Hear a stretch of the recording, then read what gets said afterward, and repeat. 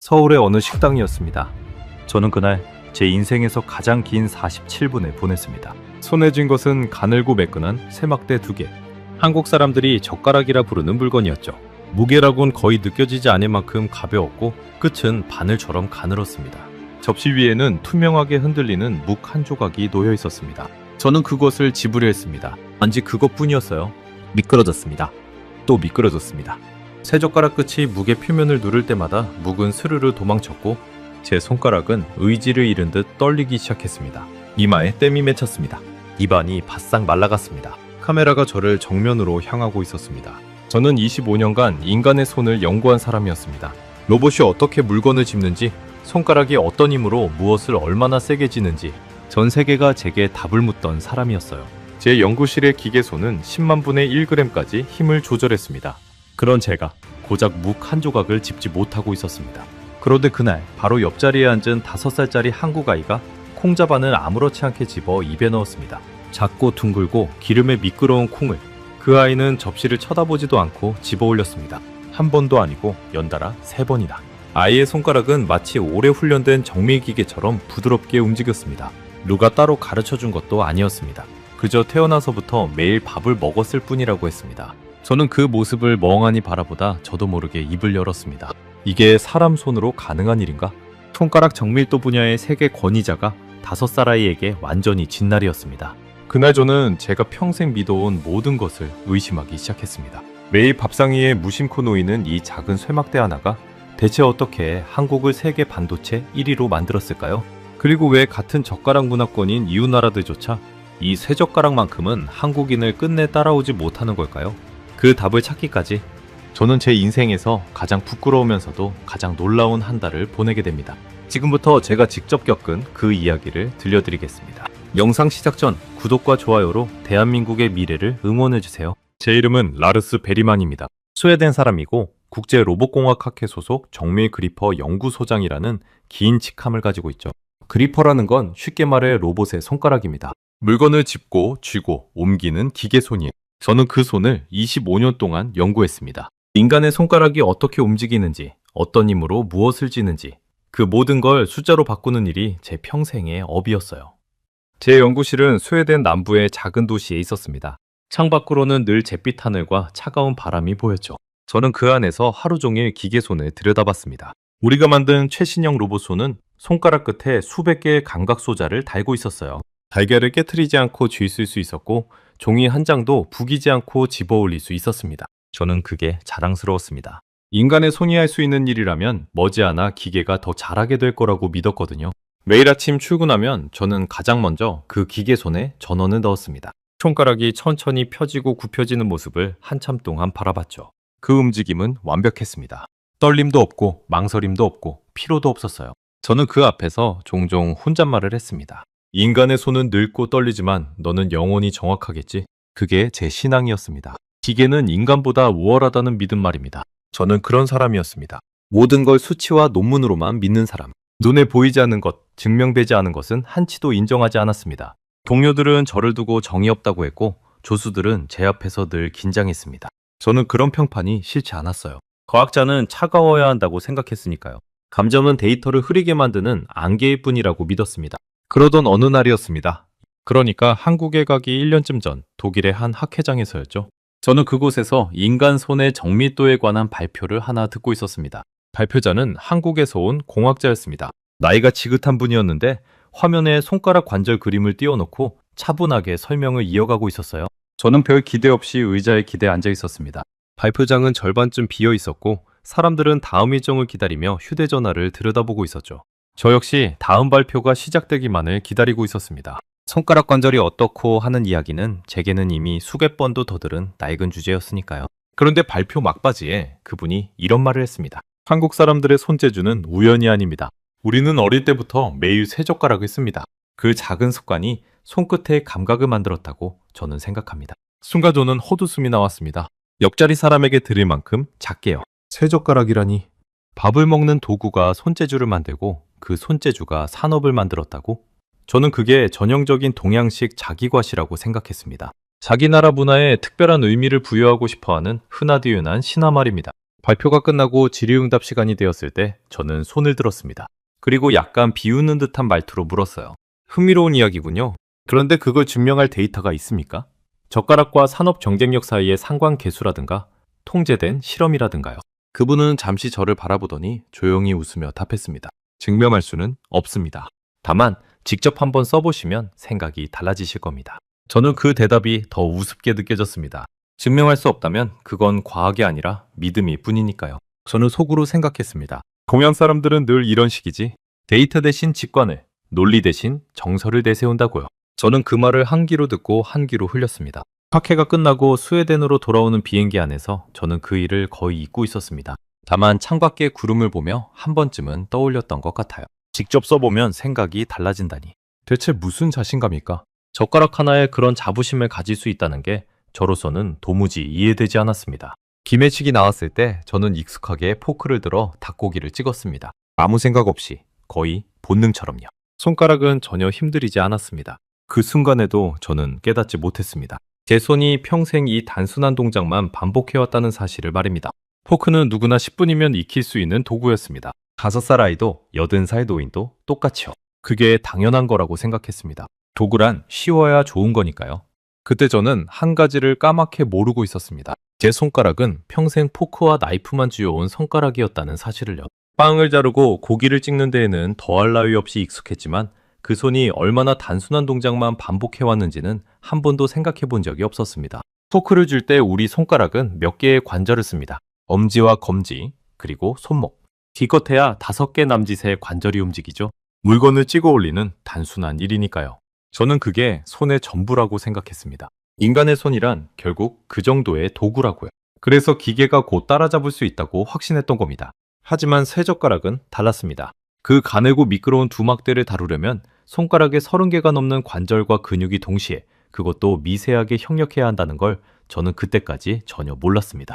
한쪽은 고정하고 한쪽은 움직이며 끝과 끝의 간격을 머리카락 두께만큼 조절하는 일. 그건 포크질과는 차원이 다른 일이었어요. 나중에 제가 직접 계산해보고 소름이 돋았습니다. 포크를 쓸 때 인간이 동원하는 손가락 관절은 5개 남짓.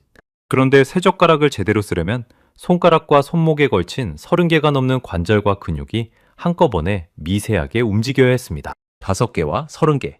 무려 6배가 넘는 차이였습니다. 매 끼니마다 매일 평생에 걸쳐서요. 그 차이가 무엇을 만들어내는지 그때의 저는 상상조차 하지 못했습니다. 그해 겨울 저는 한 통의 초청장을 받았습니다. 인간 손의 정밀도를 주제로 한 국제 공동연구에 참여해달라는 내용이었죠. 연구의 무대는 다름 아닌 한국, 서울이었습니다. 저는 그 초청을 받아들였습니다. 솔직히 말하면 그 나라가 그렇게 손재주를 자랑한다니 어디 한번 직접 보자는 마음도 있었어요. 제 기계손이 인간 손보다 우월하다는 걸 그들 앞에서 증명하고 싶었던 겁니다. 비행기 표를 예약하던 날 저는 제 조수에게 이렇게 말했습니다. 한국에 가서 그 유명한 손재주라는 게 과학적으로 얼마나 허술한 이야기인지 데이터로 보여주고 오지. 제 조수의 이름은 한나 코알스키였습니다. 폴란드에서 온 젊은 연구원이었죠. 한나는 저와 정반대인 사람이었습니다. 호기심이 많고 새로운 것 앞에서 눈이 반짝이고 모르는 걸 모른다고 솔직하게 말할 줄 아는 사람이었어요. 한나는 제 말을 듣더니 어깨를 으쓱하며 답했습니다. 글쎄요, 소장. 저는 좀 기대되는데요. 가서 직접 써보면 또 모르잖아요. 저는 그 말에 그저 코웃음만 쳤습니다. 직접 써보면 또 모른다니? 그 한국 공학자와 똑같은 소리를 하는구나 싶었죠. 저는 한나가 아직 젊어서 그런 낭만적인 생각을 한다고 여겼습니다. 데이터로 단련되면 저런 순진함은 곧 사라질 거라고요. 한나, 손재주라는 건 그냥 반복일 뿐이야. 같은 동작을 10,000번 하면 누구나 잘하게 돼. 거기에 무슨 신비로운 비밀이 있는 게 아니라고. 우리 기계손도 똑같은 원리로 학습하잖아. 제가 그렇게 말하자 한나는 빙긋 웃으며 답했습니다. 그런데 소장님, 10,000번을 반복하게 만드는 그 무언가가 어쩌면 더 중요한 거 아닐까요? 우리는 학습시키려고 일부러 10,000번을 시키는데 그 사람들은 그냥 밥을 먹다 보니 10,000번을 한 거잖아요. 저는 그 말을 흘려들었습니다. 하지만 이상하게도 그 한마디가 비행 내내 제 머릿속 한구석에 작은 가시처럼 박혀 있었습니다. 출발 전날 밤 저는 짐을 싸며 제 연구 자료를 챙겼습니다. 인간 손의 한계를 보여주는 그래프, 기계 손의 우월성을 증명하는 영상들. 저는 그것들을 가방에 넣으며 묘한 자신감에 차 있었습니다. 한국에서 무엇을 보든 제 결론은 흔들리지 않을 거라고요. 손재주는 그저 반복 학습의 결과일 뿐이고 그 정도는 제 기계가 충분히 흉내낼 수 있다고 믿었습니다. 스톡홀름 공항에서 비행기에 오를 때 저는 한 점의 의심도 없었습니다. 제 머릿속엔 오직 하나의 그림만 있었어요. 차가운 데이터로 무장한 제가 따뜻한 미신에 사로잡힌 그들을 가르치는 그림. 11시간의 비행 끝에 인천공항에 내릴 때까지도 저는 그 그림을 굳게 믿고 있었습니다. 공항을 빠져나오자 낯선 글자들이 사방을 가득 메우고 있었습니다. 거리는 깨끗했고 사람들의 움직임은 빨랐으며 어딘가 정밀하게 짜인 기계처럼 도시 전체가 돌아가고 있었어요. 저는 그 풍경을 보며 속으로 생각했습니다. 반도체 1위, 조선 1위, 이 작은 나라가 이뤄낸 것들은 분명 대단하지. 하지만 그게 젓가락 때문이라고? 그건 너무 나간 이야기였습니다. 우연한 상관관계를 두고 거창한 인과를 갖다 붙이는 전형적인 논리의 오류라고 저는 확신했습니다. 하지만 그 모든 확신이 무너지는 데에는 단 한 끼의 식사면 충분했습니다. 도착 첫날 저녁, 저는 한국의 한 식당에 앉아 처음으로 새 젓가락을 손에 쥐게 됩니다. 그리고 그 순간부터 제가 25년간 쌓아올린 모든 확신에 가느다란 금이 가기 시작했습니다. 도착 첫날 저녁이었습니다. 시차로 머리가 묵직했지만 한국 측 연구진은 저를 환영하기 위해 한 식당으로 안내했습니다. 서울 한복판의 오래된 한 식당이었어요. 나무로 된 문을 열고 들어서자 따뜻한 공기와 함께 낯선 향이 코끝을 스쳤습니다. 간장과 참기름, 그리고 무언가를 끓이는 구수한 냄새. 저는 그 냄새가 싫지 않았습니다. 자리에 앉자 식탁 위로 작은 반찬 그릇들이 끝없이 놓이기 시작했습니다. 색색의 나물, 조린 콩, 김치, 그리고 투명하게 빛나는 묵 한 접시. 저는 그 풍경에 잠시 압도됐습니다. 한 끼 식사에 이렇게 많은 그릇이 놓이는 건 처음 봤거든요. 스웨덴에서 저녁이라고 하면 보통 접시 하나에 고기와 감자, 채소를 담아 포크와 나이프로 먹는 게 전부였습니다. 그런데 한국의 밥상은 마치 작은 정밀 작업장 같았어요. 수많은 작은 그릇들이 저마다 다른 크기와 모양의 음식을 담고 있었고 그 음식들은 하나같이 집어올리기 까다로워 보였습니다. 미끄러운 것, 둥근 것, 작은 것, 흐물거리는 것. 마치 손가락의 정밀도를 시험하기 위해 일부러 차린 식탁처럼 느껴졌습니다. 그리고 제 앞에는 흰 종이 위에 가지런히 놓인 새 젓가락 한 벌이 있었습니다. 저는 그것을 집어들었습니다. 생각보다 훨씬 가벼웠습니다. 손에 쥐었을 때 거의 무게가 느껴지지 않을 정도였어요. 표면은 매끄럽고 차가웠으며 끝으로 갈수록 점점 가늘어졌습니다. 저는 로봇 손을 설계하는 사람으로서 본능적으로 이 도구의 구조를 분석하기 시작했습니다. 앞면이 가는 사각형, 표면 마찰 계수가 매우 낮음, 무게중심이 손잡이 쪽에 치우침. 머릿속에 그렇게 데이터가 정의되자 저는 살짝 자신감이 생겼습니다. 구조를 알면 다룰 수 있다고 믿었으니까요. 한국 측 연구원이 미소를 지으며 말했습니다. 베리만 소장님, 편하게 드세요. 처음엔 좀 어려우실 수도 있습니다. 저는 가볍게 고개를 끄덕였습니다. 속으로는 이렇게 생각했죠. 어렵긴 뭐가 어려워. 막대 2개로 물건을 짚는 일인데 저는 가장 만만해 보이는 콩 하나를 겨냥했습니다. 졸여서 윤기가 흐르는 검은 콩이었어요. 젓가락 끝을 콩 양옆에 대고 천천히 힘을 주었습니다. 콩이 튕겨 나갔습니다. 마치 살아있는 것처럼 제 젓가락 사이를 빠져나가 식탁 위를 대구르르 굴렀습니다. 저는 멈칫했습니다. 다시 시도했습니다. 이번엔 조금 더 세게 쥐었죠. 그러자 콩은 더 멀리 튀어올랐습니다. 너무 약하면 미끄러지고 너무 세면 튕겨나간다. 그 사이에 적절한 힘. 그게 도무지 잡히지 않았습니다. 저는 당황하기 시작했습니다. 손바닥에 땀이 배어나왔어요. 이마가 아니라 손바닥에 말입니다. 콩 한 알이었습니다. 직경 1cm도 안 되는 작은 콩. 그런데 제 손가락은 그 콩 하나를 제압하지 못하고 있었습니다. 평생 로봇의 손을 가르쳐온 제 손이요. 옆에서 한나가 자기 젓가락으로 콩을 집어보려 애쓰고 있었습니다. 한나도 저처럼 번번이 실패하고 있었죠. 그런데 한나는 그게 재미있다는 듯 깔깔 웃고 있었습니다. 소장님, 이거 진짜 어렵네요. 근데 신기해요. 손가락이 자꾸 헛도는 느낌이에요. 저는 웃을 기분이 아니었습니다. 콩을 포기하고 더 큰 목표로 눈을 돌렸습니다. 메추리알이었어요. 간장이 졸여 갈색빛이 도는 작은 알. 콩보다는 크니까 집을 수 있을 거라 생각했습니다. 하지만 메추리알은 더 끔찍했습니다. 표면이 미끄러운 데다 둥글어서 젓가락 끝이 닿는 순간 대굴대굴 굴러 달아났습니다. 저는 5번을 시도했고 5번 모두 실패했습니다. 콩과 메추리알에 연달아 실패한 저는 오기가 생겨 묵에 도전했습니다. 묵은 더 컸으니까요. 한 변이 손가락 2마디쯤 되는 제법 큰 조각이었습니다. 이 정도면 집을 수 있겠지 싶었어요. 하지만 묵은 또 다른 차원의 적이었습니다. 젓가락에 살짝만 힘을 줘도 부드러운 묵은 그대로 잘려나갔고 힘을 빼면 매끈한 표면을 따라 스르르 미끄러졌습니다. 한 번은 가까스로 들어올렸지만 입까지 가는 중에 묵이 두동강 나며 식탁 위로 떨어졌습니다. 저는 그 광경을 보며 얼굴이 화끈 달아올랐습니다. 부드럽게, 그러나 단단히. 그 모순된 힘 조절이 인간의 손에는 가능하고 제게는 불가능했습니다. 그때 저는 익숙한 방어 기제를 꺼내 들었습니다. 도구 탓을 하기 시작한 거죠. 저는 젓가락을 들어올리며 한국 측 연구원에게 말했습니다. 이 도구는 설계가 잘못됐습니다. 표면 마찰이 너무 낮아요. 끝이 미끄러우니 둥근 물체를 짚기 어려운 게 당연합니다. 도구의 문제지 손의 문제가 아닙니다. 저는 그 말을 하면서 속으로 안도했습니다. 그래, 이건 도구 설계의 결함이야. 내 손가락이 부족한 게 아니라 과학자로서 저는 늘 이런 식이었습니다. 실패의 원인을 제 바깥에서 찾는 것. 그게 제가 25년을 버텨온 방식이었습니다. 그런데 그 순간 식당 안의 풍경이 눈에 들어왔습니다. 주변 식탁에 앉은 한국 사람들.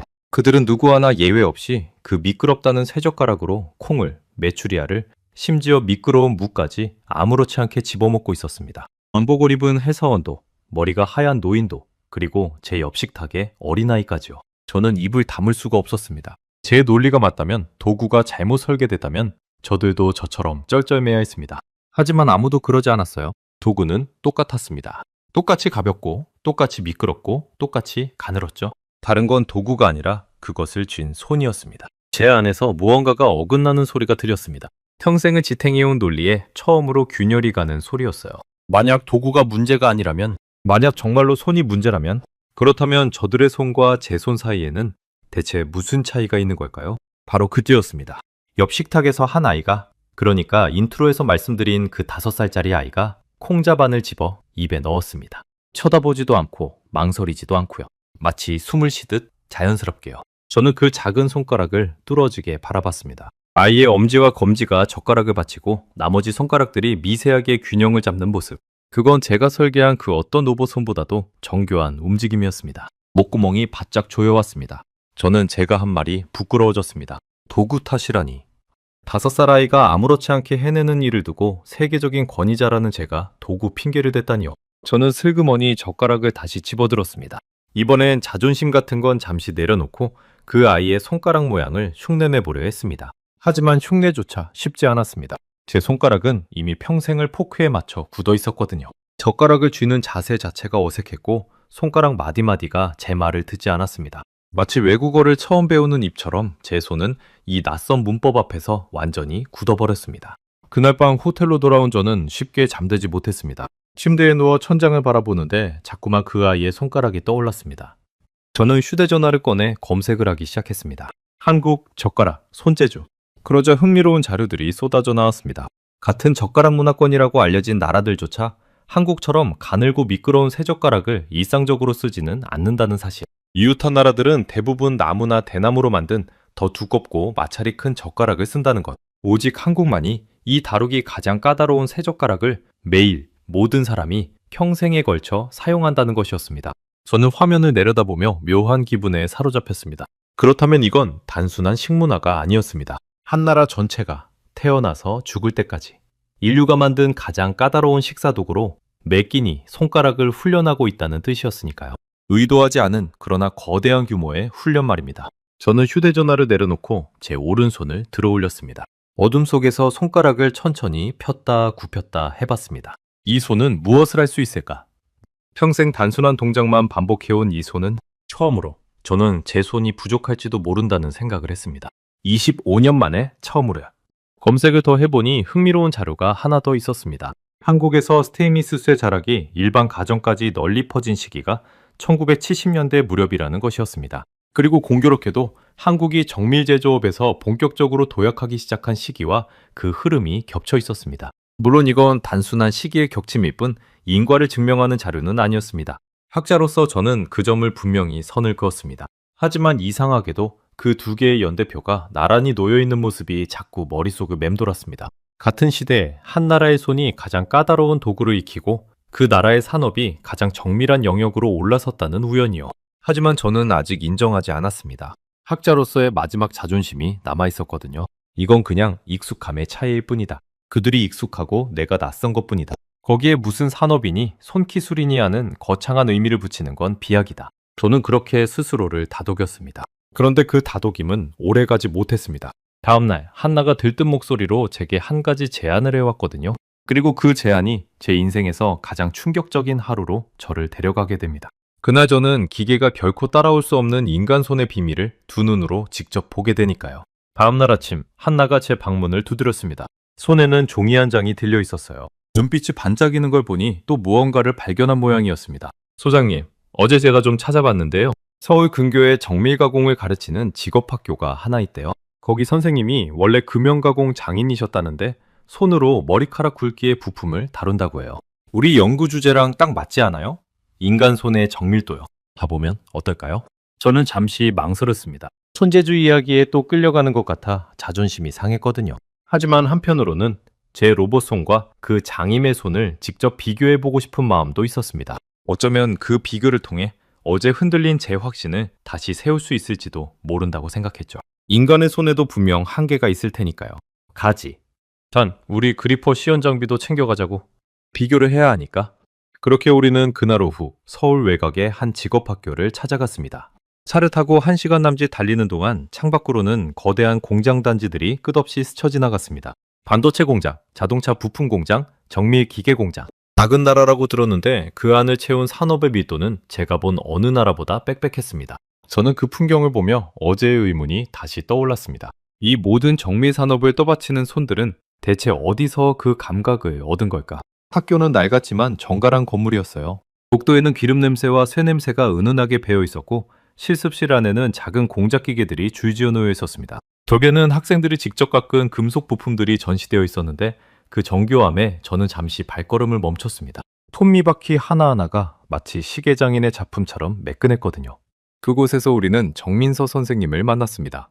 정민서 선생님은 말수가 적은 분이었습니다. 나이는 50 정도 되어 보였고 손마디가 굵고 단단했습니다. 평생 무언가를 만들어 온 사람의 손이었어요. 그는 우리를 보고도 별다른 인사 없이 그저 고개를 한번 끄덕였습니다. 저는 그 무뚝뚝함이 오히려 마음에 들었습니다. 허세 없는 사람 같았거든요. 저는 먼저 우리 장비를 꺼내 보였습니다. 최신형 정밀 그리퍼였죠. 손가락 끝에 수백 개의 감각 소자가 달린 우리 연구소의 자랑이었습니다. 저는 그 앞에서 약간 으스대며 설명했습니다. 이 기계는 인간 손보다 정밀합니다. 10만 분의 1g까지 힘을 조절하고 떨림이 전혀 없습니다. 키로도 느끼지 않죠. 인간의 손은 결국 이 기계를 따라올 수 없습니다. 정민서 선생님은 제 설명을 끝까지 조용히 들었습니다. 그리고 아무 말 없이 작업대 위에 작은 부품 하나를 올려놓았습니다. 머리카락보다 조금 굵은 가느다란 금속 핀이었어요. 길이는 1cm 남짓, 두께는 거의 보이지 않을 정도였습니다. 이걸 한번 집어보시겠습니까? 선생님이 처음으로 입을 열었습니다. 저는 자신만만하게 우리 그리퍼를 작동시켰습니다. 기계손이 천천히 내려가 그 가느다란 핀을 향했습니다. 화면에는 압력 수치가 실시간으로 표시되고 있었어요. 모든 게 완벽해 보였습니다. 그런데 그리퍼가 핀을 쥐는 순간이었습니다. 미세한 소리와 함께 핀이 미세하게 휘어졌습니다. 저는 황급히 압력을 낮췄습니다. 화면 속 수치는 분명 안전 범위 안에 있었는데도 그랬습니다. 다시 시도했습니다. 이번엔 핀이 스르르 미끄러져 그리퍼 사이를 빠져나갔습니다. 압력을 조금 더 높였습니다. 또 시도했습니다. 이번에 다시 핀이 휘려는 조짐이 보여 저는 본능적으로 멈췄고 그 바람에 핀이 작업대로 떨어졌습니다. 3번을 시도했고 3번 모두 실패했습니다. 10만 분의 1g을 조절한다던 제 기계가 그 가느다란 핀 하나를 온전히 다루지 못했습니다. 한나가 옆에서 작게 숨을 들이켜는 소리가 들렸습니다. 우리 둘 다 이 장비가 이렇게 무력해지는 모습을 본 적이 없었거든요. 제 등줄기를 따라 서늘한 기운이 타고 내려갔습니다. 화면 속 압력 수치는 분명 정확했습니다. 그런데 왜 안 되는 걸까? 저는 그제야 깨닫기 시작했습니다. 문제는 압력의 정확성이 아니라 압력을 매 순간 바꾸는 감각이었습니다. 핀이 휘려는 그 찰나에 힘을 빼고 미끄러지려는 그 찰나에 힘을 더하는 1000분의 1초 단위의 즉각적인 조율. 제 기계는 그걸 못했습니다. 그때 정민서 선생님이 손을 내밀었습니다.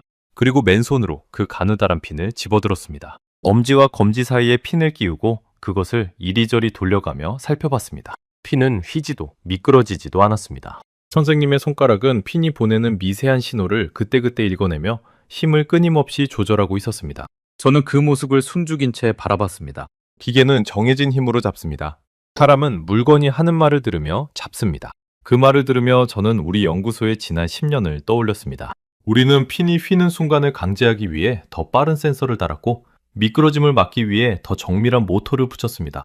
그렇게 부품을 더하고 또 더했죠. 그런데도 늘 한 박자가 늦었습니다. 센서가 신호를 보내고 컴퓨터가 계산하고 모터가 움직이는 그 짧은 시간 동안 피는 이미 휘어버렸으니까요. 반면 인간의 손은 그 모든 과정을 거의 동시에, 거의 무의식적으로 해냅니다. 신호를 받는 순간 이미 반응하고 있는 거죠. 선생님의 그 한마디가 제 가슴을 관통했습니다. 물건이 하는 말을 듣는다. 그건 제가 평생 한 번도 생각해보지 못한 개념이었습니다. 저는 늘 손을 출력장치로만 봤습니다. 명령을 내리면 그대로 움직이는 도구로요. 그런데 선생님은 손을 입력장치로 끊임없이 듣고 반응하는 감각기관으로 쓰고 있었던 겁니다. 저는 떨리는 목소리로 물었습니다. 그 감각은 어떻게 익히신 겁니까?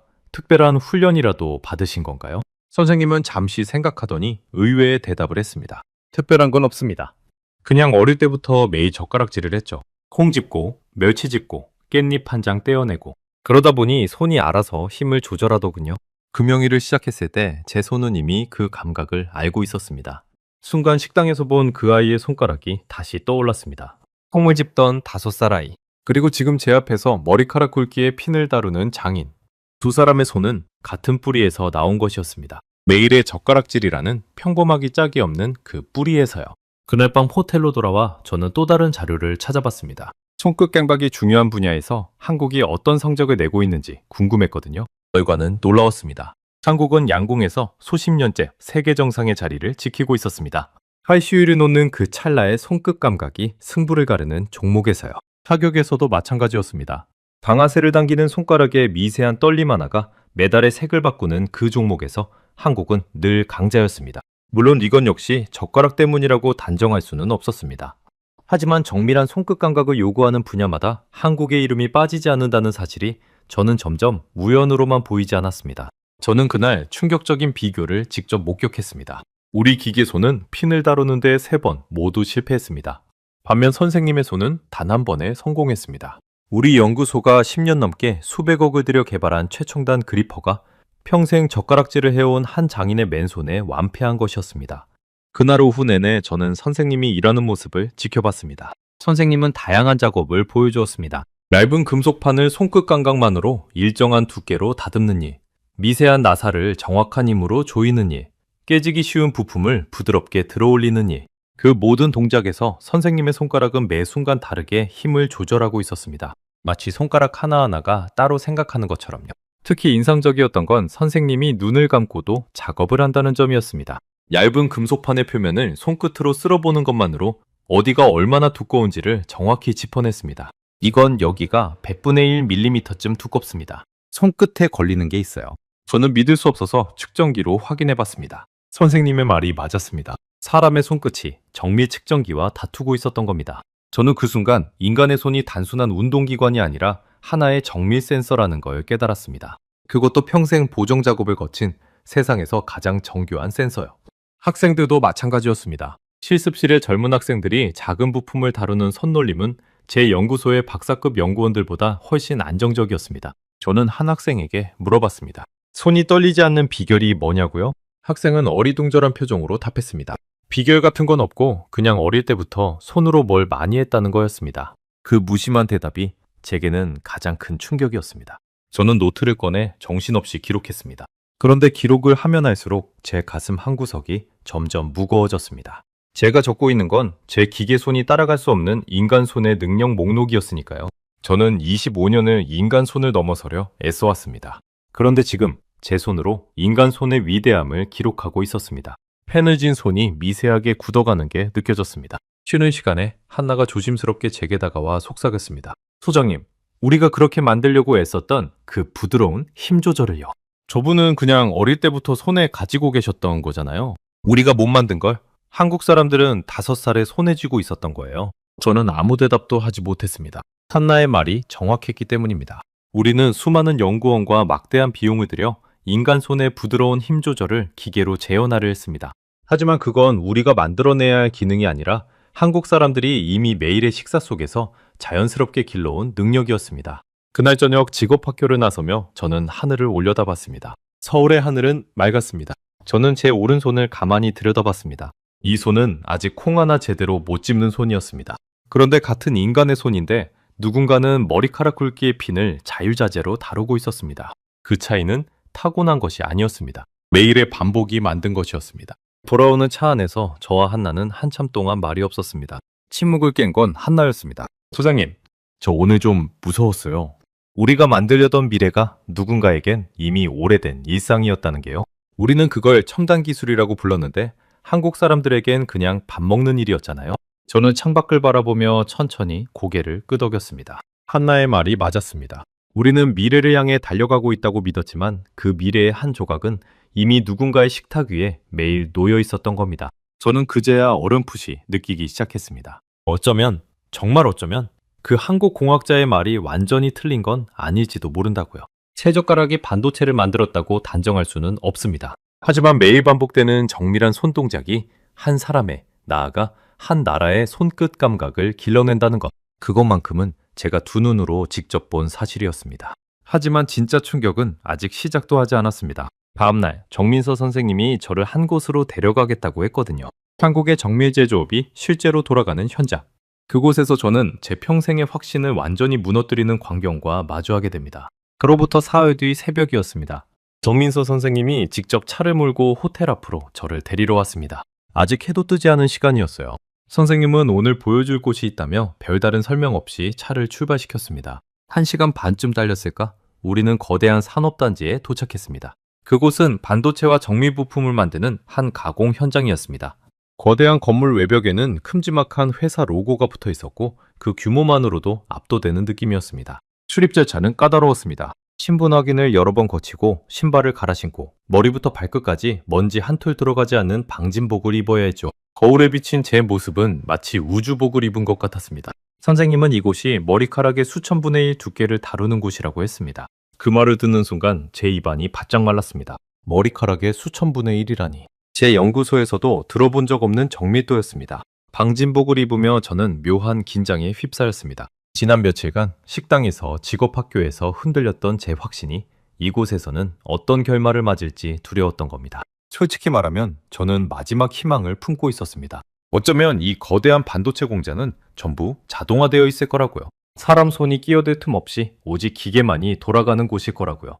그렇다면 손끝 감각이니 젓가락이니 하는 이야기는 결국 식문화의 낭만일 뿐이라고 저는 다시 결론 내릴 수 있을 테니까요. 문이 열리고 저는 작업 현장 안으로 들어섰습니다. 그리고 그곳에서 본 광경을 저는 평생 잊지 못할 겁니다. 제 마지막 희망은 문이 열리는 순간 산산이 깨졌습니다. 그곳은 결코 사람 없는 무인 공장이 아니었습니다. 수많은 한국 기술자들이 현미경 앞에 앉아 미세한 손작업을 하고 있었습니다. 눈에 거의 보이지도 않는 작은 부품들을 그들은 핀셋과 손끝으로 정확한 자리에 놓고 있었습니다. 그 움직임에는 한치의 흔들림도 없었습니다. 공간 전체는 서늘하고 고요했습니다. 들리는 소리라고는 기계의 낮은 진동음과 사람들이 숨쉬는 소리뿐이었습니다. 그 정적 속에서 수십 개의 손이 동시에, 그러나 저마다 다른 리듬으로 미세하게 움직이고 있었습니다. 저는 그 광경이 마치 거대한 오케스트라 같다고 느꼈습니다. 지휘자도 없이 각자의 손끝이 알아서 완벽한 화음을 만들어내는 오케스트라요. 그리고 그 모든 손은 한국 사람의 손이었습니다. 저는 한 기술자의 어깨 너머로 현미경을 들여다봤습니다. 그 안에서 펼쳐지는 세계는 충격적이었습니다. 사람의 손이 제 눈으로는 점으로밖에 보이지 않는 부품을 정확한 위치에 정확한 힘으로 내려놓고 있었습니다. 손끝이 1 마이크로미터, 그러니까 100만 분의 1 미터 단위로 움직이고 있었어요. 제가 평생 기계로 구현하려 했던 정밀도를 그 사람은 맨손으로 해내고 있었습니다. 더 놀라운 건 그 기술자가 그 일을 하면서 옆 사람과 가벼운 대화까지 나눈다는 점이었습니다. 100만 분의 1미터를 다루는 손이 의식적으로 집중하지 않아도 그저 자연스럽게 움직이고 있었습니다. 마치 우리가 걸으면서 대화하듯이요. 그건 노력으로 짜낸 정밀함이 아니었습니다. 몸에 완전히 새겨진 무의식의 정밀함이었습니다. 저는 그 모습을 보며 깨달았습니다. 의식적인 노력으로 100만 분의 1을 맞추는 것과 무의식적으로 그것을 해내는 것은 완전히 다른 차원의 일이라는 거예요.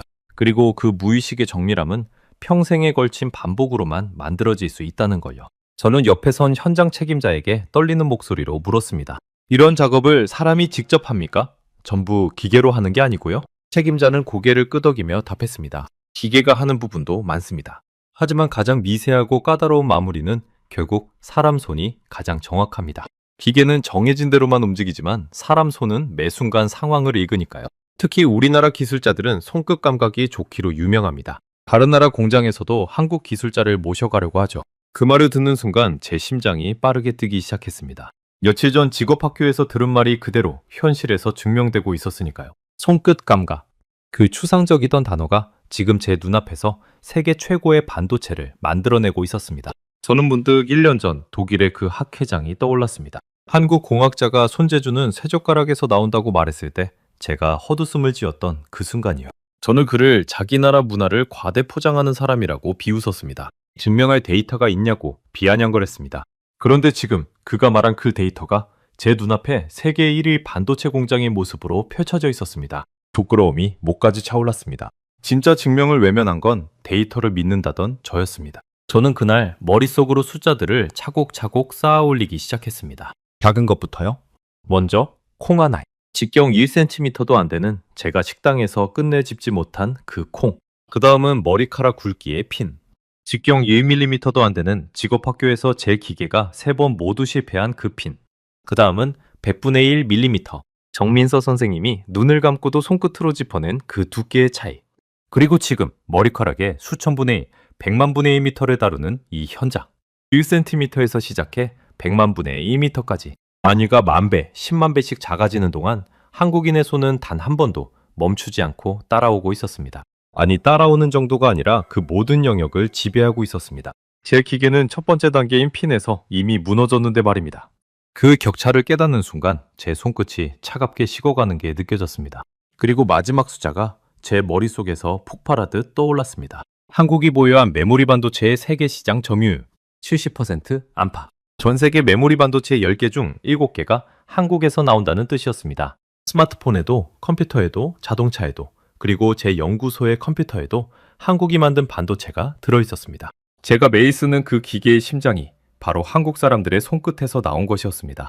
콤 하나에서 시작된 손끝 감각이 결국 전 세계 70%라는 압도적인 숫자로 이어지고 있었던 겁니다. 그 점유율은 한두 해의 운이 아니라 수십 년간 흔들림 없이 지켜온 자리였습니다. 세계 어느 나라도 이 자리를 빼앗지 못했습니다. 막대한 자본을 쏟아부은 나라도 인구가 수십 배 많은 나라도요. 오직 한국만이 그 작은 손끝으로 세계의 정점을 지키고 있었습니다.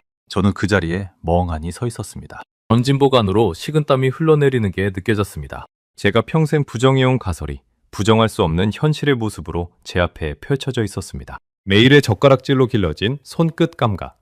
그 감각이 정밀 제조업으로 그리고 세계 1위 반도체로 이어지는 그 연결고리가요. 그때 정민서 선생님이 제 옆으로 다가왔습니다. 그리고 조용히 그러나 또렷하게 말했습니다. 베리마 소장님, 기계는 힘으로 잡지만 사람은 마음으로 잡습니다. 세 젓가락은 그 마음을 매일 가르치죠. 우리는 그걸 가르친다고 생각하지도 않고 그냥 밥을 먹을 뿐인데 말입니다. 그 말이 제 가슴을 뒤흔들었습니다. 저는 무언가 반박하려 입을 열었습니다. 학자로서 인과를 단정할 수 없다는 말을 하려고요. 하지만 입 밖으로 나온 건 전혀 다른 말이었습니다. 제 로봇은 1억 번을 학습했습니다.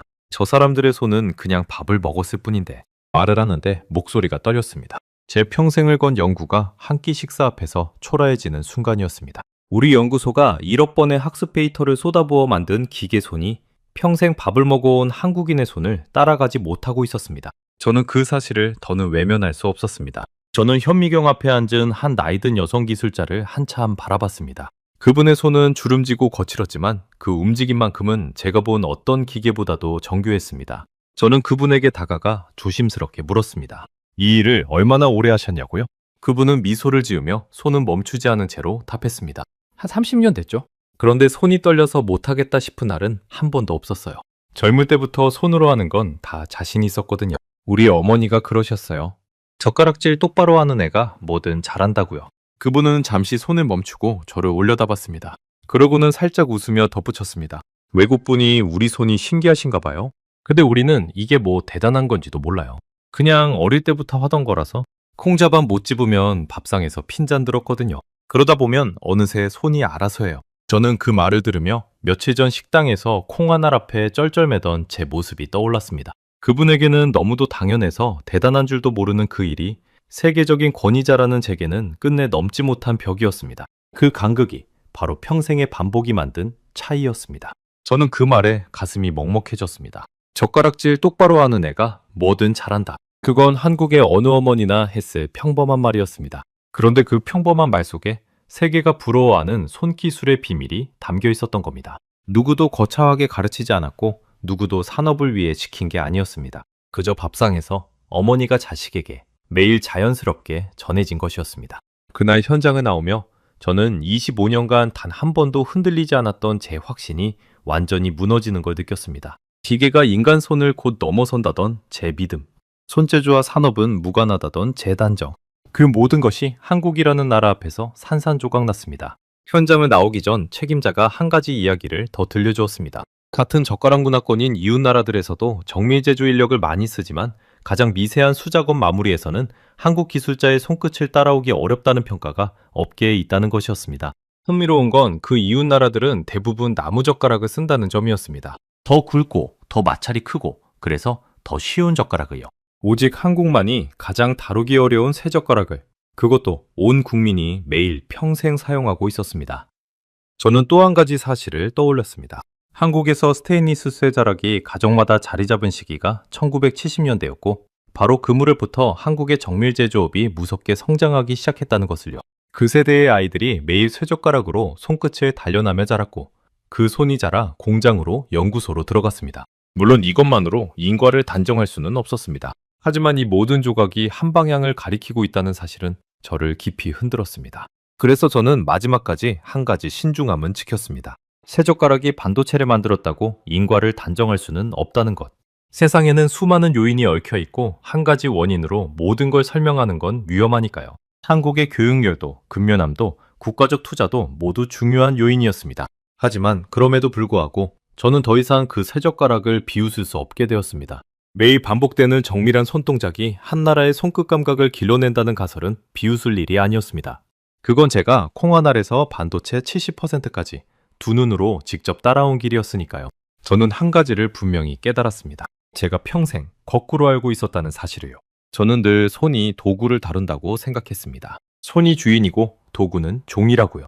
그런데 한국에서 본 것은 정반대였습니다. 도구가 손을 만들고 있었습니다. 매일 쥐는 그 작은 쇠막대가 평생에 걸쳐 손을 가르치고 빚어내고 있었던 겁니다. 도구가 손을 만든다는 그 사실을 저는 평생 거꾸로 알고 있었습니다. 차로 돌아가는 길, 저는 제 손을 가만히 내려다봤습니다. 평생 인간 손의 한계만을 증명하려 애써온 손. 그 손이 처음으로 부끄러움이 아닌 경외감으로 떨려왔습니다. 인간의 손이란 이렇게 위대한 것이었구나. 그리고 그 위대함을 한국 사람들은 매일 아무렇지 않게 쥐고 있었구나. 호텔로 돌아온 그날 밤, 저는 침대에 누워 천장을 한참 바라봤습니다. 하루 동안 본 모든 것이 머릿속을 맴돌았습니다. 현미경 앞의 손들, 100만 분의 1미터를 다루던 손끝, 30년을 한결같았다던 그 노련한 손, 그리고 그 모든 손의 뿌리에 있는 식탁 위의 작은 쇠젓가락. 저는 한 가지 결심을 했습니다. 떠나기 전에 이 손기술의 비밀을 제 몸으로 직접 증명해 보기로요. 단지 보는 것만으로는 부족했습니다. 학자라면 가설을 끝까지 검증해야 했습니다. 제 손가락에 그 감각이 정말 생길 수 있는지 직접 확인하고 싶었습니다. 평생 포크만 쥐어온 이 굳은 손도 매일의 반복 앞에서는 변할 수 있는지를요. 그리고 그 결심이 제 인생에서 가장 조용하면서도 가장 깊은 변화를 가져오게 됩니다. 다음 날 아침 저는 정민서 선생님을 다시 찾아갔습니다. 그리고 부탁을 하나 드렸습니다. 떠나기 전 한 달 동안 쇠젓가락 쓰는 법을 제대로 배우고 싶다고요. 제 입으로 그 말을 하는 게 쉽지는 않았습니다. 평생 인간 손의 한계를 증명하려던 제가 이제는 그 손의 비밀을 직접 배우겠다고 머리를 숙이는 셈이었으니까요. 선생님은 제 말을 듣고 한참 저를 바라봤습니다. 그러더니 처음으로 아주 옅게 미소를 지었습니다. 좋습니다. 다만 조급해하지 마십시오. 손은 머리로 배우는 게 아니라 시간으로 배우는 겁니다. 그날부터 제 한 달간의 수련이 시작됐습니다. 선생님은 제게 콩 한 접시를 내주셨습니다. 그리고 빈 그릇 하나를요. 매일 콩을 하나씩 집어 옆 그릇으로 옮기는 것. 그게 제 과제였습니다. 단순하기 짝이 없는 일이었죠. 하지만 그 단순한 일이 제게는 세상에서 가장 어려운 일이었습니다. 첫째 날, 저는 1시간 동안 콩 5알을 옮겼습니다. 손가락이 욱신거렸고 손목이 뻣뻣하게 굳었습니다. 평생 써본 적 없는 근육을 쓰니 안 쓰던 부위가 다 아파왔습니다. 저는 거울 앞에서 제 손을 들여다봤습니다. 손가락 마디가 어색하게 떨리고 있었어요. 이 손이 정말 변할 수 있을까? 의심이 들었습니다. 그날 밤 저는 잠자리에 들기 전에 제 연구 노트를 펼쳤습니다. 그리고 한 줄을 적었습니다. 첫날 콩 5알 1시간. 그 아래에 빈칸을 남겨두었죠. 매일의 기록을 남기기로 한 겁니다. 평생 데이터를 따라온 학자답게 이 변화도 숫자로 남기고 싶었습니다. 하지만 그 노트는 곧 제가 예상한 것과는 전혀 다른 의미를 갖게 됩니다. 그건 한 손이 변해가는 기록이자 한 사람이 변해가는 기록이었으니까요. 둘째 날도 셋째 날도 마찬가지였습니다. 콤은 여전히 미끄러졌고 손가락은 여전히 말을 듣지 않았습니다. 저는 가끔 좌절했습니다. 5살 아이도 하는 일을 쉰이 넘은 제가 못하고 있다는 사실이 자존심을 긁었거든요. 하지만 저는 포기하지 않았습니다. 매일 아침 저녁으로 묵묵히 콩을 옮겼습니다. 신기한 건 제가 평생 데이터와 논리로만 살아온 사람인데 이 수련만큼은 머리가 아무 도움이 되지 않는다는 점이었습니다. 아무리 손가락의 역학을 계산하고 최적의 각도를 머릿속으로 그려봐도 소용없었습니다. 콩은 제 이론을 비웃듯 미끄러져 나갔습니다. 손은 머리로 배우는 게 아니라 시간으로 배운다던 선생님의 말이 매일 조금씩 더 깊이 다가왔습니다. 저는 평생 처음으로 머리가 아닌 몸으로 무언가를 배우고 있었습니다. 그리고 그게 얼마나 정직한 일인지를 깨달았습니다. 몸은 거짓말을 하지 않았습니다. 한 만큼만, 딱 그만큼만 늘었으니까요. 그렇게 일주일이 지났을 무렵이었습니다. 어느 날 아침 콩을 집는데 무언가 달라진 느낌이 들었습니다. 손가락 끝에 아주 미세한 감각이 생긴 것 같았어요. 콩이 미끄러지려는 순간 제 손가락이 저도 모르게 살짝 힘을 더하는 게 느껴졌습니다. 의식하기도 전에 손이 먼저 반응한 겁니다. 저는 그 순간 숨을 멈췄습니다. 이게 그 감각인가? 저는 그날 콩 20알을 옮겼습니다. 일주일 전보다 4배나 많은 양이었죠. 작은 변화였지만 제게는 엄청난 사건이었습니다. 제 손이, 평생 굳어있던 이 손이 처음으로 새로운 것을 배우고 있었으니까요. 그것도 5살 아이가 자연스럽게 익히는 그 감각을요. 옆에서 함께 연습하던 한나가 제 변화를 가장 먼저 알아챘습니다. 한나는 저보다 손이 빠른 편이었는데 어느 날 제 손놀림을 보더니 눈을 동그랗게 떴습니다. 소장님, 손이 완전히 달라지셨어요. 처음엔 손가락이 따로 노는 것 같았는데 지금은 하나처럼 움직여요. 저는 그 말에 묘한 뿌듯함을 느꼈습니다. 평생 논문 실적으로만 인정받아온 제가 콩 옮기는 솜씨로 칭찬을 듣다니요. 그런데 그 칭찬이 어떤 학술상보다도 기뻤습니다. 제가 직접 제 몸으로 이뤄낸 것이었으니까요. 수련이 보름째에 접어들자 저는 콩을 넘어 다른 것에 도전하기 시작했습니다. 멸치, 깻잎, 그리고 두부. 점점 더 다루기 어려운 것들이었죠. 멸치는 작고 부서지기 쉬웠고 깻잎은 한 장을 떼어내는데 미묘한 균형이 필요했습니다. 특히 두부는 묵만큼이나 까다로웠습니다. 부드러워서 조금만 힘을 줘도 부서졌으니까요. 흥미로운 건 이 모든 음식이 저마다 다른 손가락 감각을 요구한다는 점이었습니다. 콩은 미끄러짐을 막는 감각, 두부는 부서짐을 막는 감각, 깻잎은 미세한 떼어냄의 감각. 한국의 밥상은 알고 보니 손가락의 모든 능력을 골고루 훈련하는 거대한 종합훈련장이었습니다. 누가 일부러 설계한 것도 아닌데 매 끼니가 손끝의 다양한 감각을 빠짐없이 단련시키고 있었던 겁니다. 저는 매번 실패하면서도 조금씩 나아지는 제 손을 느꼈습니다. 그러던 어느 날 저녁이었습니다. 그날의 일을 저는 평생 잊지 못할 겁니다. 선생님이 제 앞에 작은 그릇 하나를 놓았습니다. 그 안에는 간장에 절인 메추리알 몇 개가 들어있었습니다. 첫날 식당에서 제가 5번이나 실패했던 바로 그 메추리알이었죠. 한번 해보시겠습니까? 선생님이 조용히 말했습니다. 저는 젓가락을 들었습니다. 손끝이 가늘게 떨려왔습니다. 긴장 때문이 아니라 기대 때문이었습니다. 저는 천천히 젓가락 끝을 메추리알 양옆에 댔습니다. 그리고 손가락이 시키는 대로 힘을 조절했습니다. 너무 세지도 너무 약하지도 않게. 메추리알이 떠올랐습니다. 미끄러지지도 굴러떨어지지도 않고 제 젓가락 사이에 얌전히 잡힌 채로요. 저는 그것을 천천히 들어올려 입까지 가져갔습니다. 떨어뜨리지 않고 온전히요. 그 순간 제 눈가가 뜨거워졌습니다. 25년간 차갑기만 했던 제가 메추리알 하나에 눈물이 났습니다. 저는 그 작은 알을 한참 동안 바라봤습니다. 평생 인간 손을 기계로 대체하려던 제가 그 인간 손의 감각을 제 손으로 직접 얻어낸 순간이었습니다. 누가 가르쳐준 것도 데이터를 입력한 것도 아니었습니다. 그저 매일 묵묵히 반복했을 뿐인데 제 손은 스스로 그 감각을 만들어냈습니다. 그 메추리알 하나가 제게는 어떤 논문보다 어떤 발명보다 값진 것이었습니다. 첫날 그 식당에서 저는 5번을 시도하고도 끝내 이 메추리알을 집지 못했습니다. 세계적인 권위자라는 자존심에 깊은 금이 갔던 순간이었죠. 그런데 한 달 뒤 같은 메추리알이 제 젓가락 끝에 얌전히 잡혀 있었습니다. 그 한 달이라는 시간이 콩도 못 집던 손을 메추리알을 집는 손으로 바꿔놓은 겁니다. 저는 그제야 한국 사람들이 평생에 걸쳐 무엇을 쌓아왔는지 가늠할 수 있었습니다. 제가 한 달에 이만큼 변했다면 평생을 매일 반복한 손은 대체 어디까지 갈 수 있을까요? 그 끝에 100만 분의 1미터를 다루는 손이 세계 1위 반도체를 만드는 손이 있었던 겁니다. 한 달과 평생. 그 시간의 차이가 바로 제 손과 한국 사람의 손 사이에 놓인 거리였습니다. 그때 저는 비로소 온몸으로 이해했습니다. 도구가 손을 가르친다는 그 말의 진짜 의미를요. 제가 한 달간 한 일은 한국 아이들이 태어나서부터 매일 무심코 하는 일이었습니다. 콩을 짚고 미끄러운 것을 잡고 부드러운 것을 다루는 일. 그 평범한 반복이 한 사람의 손을 완전히 다른 손으로 바꿔놓는다는 걸 저는 제 손으로 증명한 겁니다. 선생님은 제 곁에서 아무 말 없이 그 모습을 지켜봤습니다.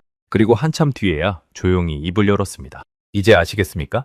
우리가 대단한 게 아닙니다. 그냥 매일 한 거죠. 매일 하는 것이 결국 가장 무서운 겁니다. 저는 고개를 끄덕였습니다. 매일 하는 것이 가장 무섭다. 그 말이 가슴 깊이 새겨졌습니다. 한국이라는 나라가 정밀 산업에서 세계를 제패한 비결도 어쩌면 그 한마디에 담겨 있는지도 몰랐습니다. 거창한 비밀이 아니라 매일 반복하는 평범함. 그 평범함이 쌓이고 쌓여 누구도 따라올 수 없는 경지를 만든 것이었습니다. 그날 밤 저는 호텔방에 앉아 지난 한 달을 돌아봤습니다. 처음 이 나라에 올 때 저는 오만했습니다. 차가운 데이터로 무장하고 따뜻한 미신을 가르치러 왔다고 믿었죠. 그런데 정작 배운 건 저였습니다. 한국은 제게 데이터로는 결코 알 수 없는 진실을 가르쳐줬습니다. 어떤 위대함은 거창한 곳이 아니라 매일의 밥상처럼 평범한 곳에 숨어 있다는 진실을요. 저는 창밖으로 서울의 야경을 바라봤습니다. 수많은 불빛이 도시를 가득 채우고 있었습니다. 저 불빛 하나하나가 어쩌면 누군가의 저녁 밥상이겠죠. 그리고 그 밥상마다 작은 쇠젓가락이 놓여 있을 겁니다. 아이가 콩을 짚고 어른이 미끄러운 묵을 다루고 노인이 멸치를 발라내는 그 평범한 풍경이요. 그 평범한 풍경이 매일 반복되며 이 나라의 손을 빚어내고 있었습니다. 저는 그 사실이 새삼 경이로웠습니다. 한 나라의 경쟁력이 거창한 정책이나 천재 한 명이 아니라 수천만 개의 밥상에서 매일 조용히 자라나고 있었으니까요. 저는 제 손을 다시 들여다봤습니다. 한 달 전과는 다른 손이었습니다. 여전히 한국 사람들만큼 능숙하지는 않았지만 분명히 변해 있었습니다. 이 손은 이제 메추리알을 집을 수 있었습니다. 그리고 이 손은 한국이라는 나라가 어떻게 작은 쇠젓가락 하나로 세계의 정점에 섰는지를 직접 겪어 알고 있었습니다. 저는 문득 처음 만난 그 5살 아이가 떠올랐습니다. 콩자반을 아무렇지 않게 집던 아이. 그 아이의 손에는 제가 한 달을 매달려 겨우 얻은 그 감각이 이미 들어 있었습니다. 그리고 그 아이가 자라면 그 손은 어쩌면 세계 최고의 반도체를 만들거나 세계를 놀라게 할 무언가를 만들어낼지도 모릅니다. 그게 바로 한국이 가진 보이지 않는 힘이었습니다. 귀국을 며칠 앞둔 어느 날 저는 선생님께 한 가지를 부탁드렸습니다. 제가 한 달간 쓴 그 쇠젓가락 한 벌을 기념으로 가져가도 되겠냐고요? 선생님은 흔쾌히 고개를 끄덕였습니다. 그리고 새 젓가락 한 벌을 따로 챙겨주시며 이렇게 말했습니다. 이건 소장님 연구소에 걸어두십시오. 기계가 아무리 발전해도 사람 손이 왜 위대한지 잊지 않게요. 저는 그 젓가락을 두 손으로 받았습니다. 가볍고 차갑고 가느다란 그 세막대가 이제는 세상에서 가장 무겁게 느껴졌습니다. 그 안에는 한 나라의 손끝 감각이 그리고 제 한 달간의 깨달음이 담겨 있었으니까요. 이제 저는 스웨덴으로 돌아갈 시간이었습니다. 올 때와는 완전히 다른 사람이 되어서요. 그리고 그곳에서 저는 동료 학자들 앞에 서서 제 인생에서 가장 솔직한 고백을 하게 됩니다. 스웨덴으로 돌아온 지 2달이 지난 어느 날이었습니다. 저는 다시 그 학회의 연단에 섰습니다. 1년 전 한국 공학자의 발표를 비웃으며 비아냥거렸던 바로 그 학회였죠. 객석에는 세계 각국의 로봇 공학자들이 앉아 있었습니다. 제 동료들, 제 경쟁자들, 그리고 저를 차가운 실증주의자로만 알던 사람들이요. 연단에 오르기 전 저는 객석 앞줄에 앉은 한나와 눈을 마주쳤습니다. 한국에 함께 다녀온 그 조수 말입니다. 한나는 제게 가만히 고개를 끄덕여 보였습니다. 마치 이제 진짜 소장님이 되셨네요 하고 말하는 듯한 눈빛이었습니다. 저는 그 눈빛에 용기를 얻어 연단에 올랐습니다. 저는 평소처럼 화면에 데이터를 띄우는 대신 작은 물건 하나를 꺼냈습니다. 한국에서 가져온 쇠젓가락 한 벌이었습니다. 객석이 웅성거렸습니다. 정밀 로봇 손의 권위자가 발표 자리에 젓가락을 들고 나타났으니까요. 평생 그래프와 수식만 띄워온 제가 말입니다. 저는 그 웅성거림 속에서 천천히 입을 열었습니다. 여러분, 저는 오늘 제 평생의 실수를 고백하러 왔습니다. 장배가 조용해졌습니다. 저는 지난 한 달간의 이야기를 시작했습니다. 식당에서 콩 하나를 집지 못해 47분을 헤맨 이야기. 5살 아이에게 진 이야기. 제 최첨단 기계손이 머리카락 굵기의 핀 앞에서 3번 모두 무너진 이야기. 그리고 한 달간 콩을 옮기며 마침내 메추리알을 집어낸 이야기까지요. 이야기를 하던 중 저는 직접 시연을 해보였습니다. 연단 위에 작은 그릇 2개를 놓고 한쪽 그릇에 콩을 쇠젓가락으로 옮긴 겁니다. 객석에서 작은 탄성이 흘러나왔습니다. 평생 기계만 다루던 제 손이 능숙하게 콩을 옮기는 모습이 놀라웠던 모양입니다. 저는 콩으로 옮기며 말했습니다. 이 동작 하나를 익히는데 한 달이 걸렸다고요. 그리고 한국 아이들은 이걸 5살에 한다고요. 객석이 다시 술렁였습니다. 객석은 숨소리 하나 없이 제 이야기에 빨려들었습니다. 발표가 끝나갈 무렵 저는 1년 전 제가 비웃었던 그 가설을 다시 화면에 띄웠습니다. 한국인의 손재주는 세 젓가락에서 나온다는 그 가설을요. 그리고 이렇게 말했습니다. 저는 학자입니다. 그래서 분명히 말씀드립니다. 세 젓가락이 반도체를 만들었다고 인과를 증명할 수는 없습니다. 그건 과학적으로 단정할 수 없는 일입니다. 객석에서 몇몇이 고개를 끄덕였습니다. 익숙한 제 모습을 기대하는 눈빛이었죠. 하지만 저는 이어서 그들이 전혀 예상치 못한 말을 했습니다. 하지만 매일 반복되는 정밀한 손동작이 한 나라의 손끝 감각을 길러낸다는 가설은 더 이상 비웃을 일이 아닙니다. 저는 이 작은 쇠막대를 다시는 비웃지 않겠습니다. 제가 두 눈으로 보고 제 손으로 직접 겪었기 때문입니다. 발표장에 잠시 정적이 흘렀습니다. 그리고 누군가 박수를 치기 시작했고 곧 박수 소리가 발표장을 가득 메웠습니다. 차가운 실증주의자였던 제가 오만을 내려놓고 진실을 인정하는 모습에 그들도 무언가를 느낀 것 같았습니다. 발표가 끝난 뒤 여러 학자들이 제게 다가와 물었습니다. 정말 그 작은 젓가락 하나에 그런 의미가 있느냐고요. 저는 그들에게 똑같이 답했습니다. 한번 직접 써보시라고요. 1년 전 한국 공학자가 제게 했던 바로 그 말을 이번엔 제가 그들에게 하고 있었습니다. 직접 써보면 생각이 달라질 거라고요. 발표를 마치고 연구소로 돌아온 저는 한 가지 일을 했습니다. 한국에서 받아온 새 젓가락 한 벌을 연구소 입구에 가장 잘 보이는 자리에 걸어둔 겁니다. 우리의 최첨단 로봇손 옆에요. 매일 출근하는 연구원들이 그 두 가지를 나란히 보게 했습니다. 1억 번을 학습한 기계 손과 평생 밥을 먹으며 단련된 인간 손을 상징하는 그 젓가락을요. 연구원들이 물었습니다. 왜 젓가락을 걸어두셨냐고요? 저는 이렇게 답했습니다. 우리가 무엇을 따라잡으려 하는지 잊지 않기 위해서다. 우리가 그토록 만들고 싶어하는 그 부드러운 손끝 감각을 어떤 사람들은 매일 밥을 먹으며 아무렇지 않게 기른다. 그 사실 앞에서 늘 겸손하기 위해서지. 그날 이후 저는 달라졌습니다. 더 이상 인간 손을 정복의 대상으로 보지 않았습니다. 오히려 인간 손이라는 위대한 스승에게서 배우려 했습니다. 우리 연구의 방향도 바뀌었습니다. 인간 손을 대체하는 기계가 아니라 인간 손을 담고 배우는 기계를 만들기로요. 그게 한국이 제게 가르쳐준 가장 큰 깨달음이었습니다. 가끔 정민서 선생님과 연락을 주고받습니다. 얼마 전에는 선생님이 메시지를 하나 보내오셨습니다. 직업학교 학생 한 명이 한국의 큰 반도체 회사에 취업했다는 소식이었습니다. 그 학생의 손이 유난히 안정적이라 면접관이 감탄했다고 하더군요. 저는 그 소식을 읽으며 빙긋 웃었습니다. 또 한 명의 한국인이 그 손끝 감각으로 세계의 정밀 산업을 떠받치러 가는구나 싶어서요. 지금도 가끔 저는 제 책상 위에 그 낡은 새 젓가락을 들어 콩을 옮겨봅니다. 한 달간 매일 했던 그 동작을요. 그러면 손끝의 그 감각이 되살아납니다. 그리고 그때마다 저는 서울의 어느 식당과 직업학교의 정민서 선생님과 현미경 앞에서 평생을 보낸 그 손들을 떠올립니다. 여러분은 어떠신가요? 지금 이 영상을 보시는 여러분의 손에도 어쩌면 오늘 아침 쥐었던 쇠젓가락의 감각이 남아있을 겁니다. 여러분은 그것을 너무도 당연하게 여기실 겁니다. 홈을 짚고 묵을 짚고 미끄러운 메추리알을 짚는 그 일이 뭐가 그리 대단하냐고 생각하실지도 모릅니다. 하지만 저는 압니다. 세계적인 로봇손의 권위자가 47분을 헤매고도 못한 그 일을 여러분은 5살 때부터 아무렇지 않게 해왔다는 것을요. 그리고 그 평범한 손끝 감각이 모이고 모여 전 세계 반도체의 70%를 만들고 세계가 부러워하는 정밀 산업을 일궈냈다는 것을요. 저는 평생 기계가 인간을 넘어선다고 믿었습니다. 그런데 한국에서 깨달았습니다. 가장 위대한 기술은 거창한 연구소가 아니라 어머니가 아이에게 젓가락질을 가르치는 평범한 밥상에서 시작된다는 것을 세대에서 세대로, 손에서 손으로 이어지는 그 조용한 전승이야말로 어떤 첨단 기술보다 강력한 힘이었습니다. 그 힘을 가진 나라가 바로 한국이었습니다. 여러분이 무심코 쥔 그 젓가락 하나가 사실은 세계가 연구하는 손기술의 증거입니다. 그러니 오늘 저녁 밥상에서 새 젓가락을 드실 때 잠시만 여러분의 손끝을 느껴보세요. 그 안에는 한 외국인 학자가 한 달을 매달려 겨우 얻은 위대함이 이미 가득 담겨 있으니까요. 저는 라르스 베리만이었습니다. 차가운 데이터만 믿던 한 학자가 한국의 작은 새 젓가락 앞에서 겸손을 배운 이야기였습니다. 매일의 평범함이 가장 위대하다는 것을 저는 이 나라에서 배웠습니다. 그리고 그 깨달음을 저는 평생 잊지 않을 겁니다. 저는 다음 시간에도 전 세계를 놀라게 할 대한민국의 이야기로 다시 찾아뵙겠습니다. 감사합니다.